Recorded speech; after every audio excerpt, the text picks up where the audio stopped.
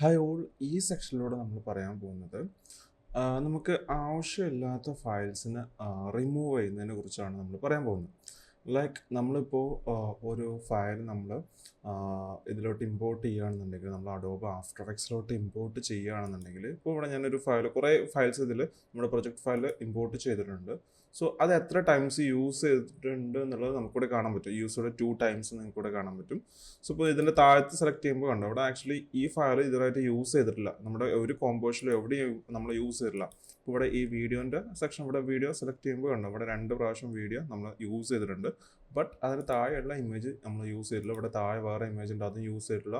ഇവിടെ നമ്മുടെ ഇവിടെ നമ്മൾ വേറൊരു ഇമേജ് ഉണ്ട്, സോ അത് യൂസ് ചെയ്തിട്ടുണ്ട്, 1 ടൈം യൂസ് ചെയ്തിട്ടുണ്ട്. അതിൻ്റെ താഴെ വേറെ ഇമേജ് ഉണ്ട്, അത് യൂസ് ചെയ്തിട്ടുണ്ട്.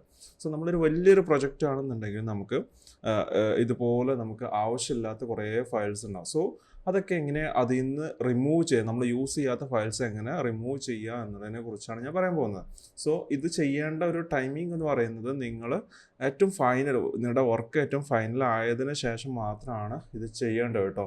ഞാനിപ്പോൾ എന്ത് ചെയ്യുന്നു, ഫയലിൽ പോയിട്ട് ഇവിടെ നിങ്ങൾക്ക് കാണാം, നമ്മൾ നേരത്തെ പോയിട്ടുണ്ട്, അതിൻ്റെ ഡിപ്പെൻഡൻസീസിൽ പോയിട്ട് റിമൂവ് അൺയൂസ്ഡ് ഫുട്ടേജ് എന്നുള്ള സംഭവം നിങ്ങൾക്ക് കാണാൻ പറ്റും. കണ്ടോ, ജസ്റ്റ് അത് ടാപ്പ് ചെയ്ത് കഴിഞ്ഞാൽ കണ്ടോ, ഇവിടെ നമുക്ക് കാണിക്കുന്നുണ്ട് ആഫ്റ്റർ എഫക്ട്സിൽ 11 ഫുട്ടേജസ് ഇതിൽ യൂസ് ചെയ്യുക, നമുക്ക് റിമൂവ് ചെയ്തിട്ടുണ്ട്.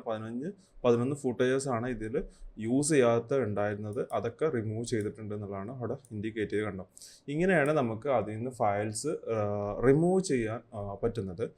സോ ഇങ്ങനെയാണ് നമ്മൾ യൂസ് ചെയ്യാത്ത അൺയൂസ്ഡ് ആയിട്ടുള്ള ഫയൽസുകൾ, ഫൂട്ടേജസ്, ലെയേഴ്സിനൊക്കെ നമുക്ക് എന്ത് ചെയ്യാൻ പറ്റും, ഇങ്ങനെ റിമൂവ് ചെയ്യാൻ പറ്റും. സോ നിങ്ങൾക്ക് യൂസ്ഫുൾ ആവുമെന്ന് വിചാരിക്കുന്നു. സോ ഇതൊന്ന് നിങ്ങൾ ട്രൈ ഔട്ട് ചെയ്യുക. നിങ്ങൾക്ക് ഇങ്ങനെ ഡിസ്പാച്ച് ചെയ്യുമ്പോൾ, നിങ്ങളുടെ ഫയൽ ഡിസ്പാച്ച് ചെയ്യുമ്പോൾ ഇതൊന്ന് ശ്രദ്ധിക്കുക. ഇങ്ങനെ നിങ്ങളുടെ യൂസ് ചെയ്യാത്ത ഫയൽസിനൊക്കെ നിങ്ങൾക്ക് അതിൽ നിന്ന് റിമൂവ് ചെയ്തിട്ട് എടുത്തു വെക്കാൻ പറ്റും. ഓക്കെ.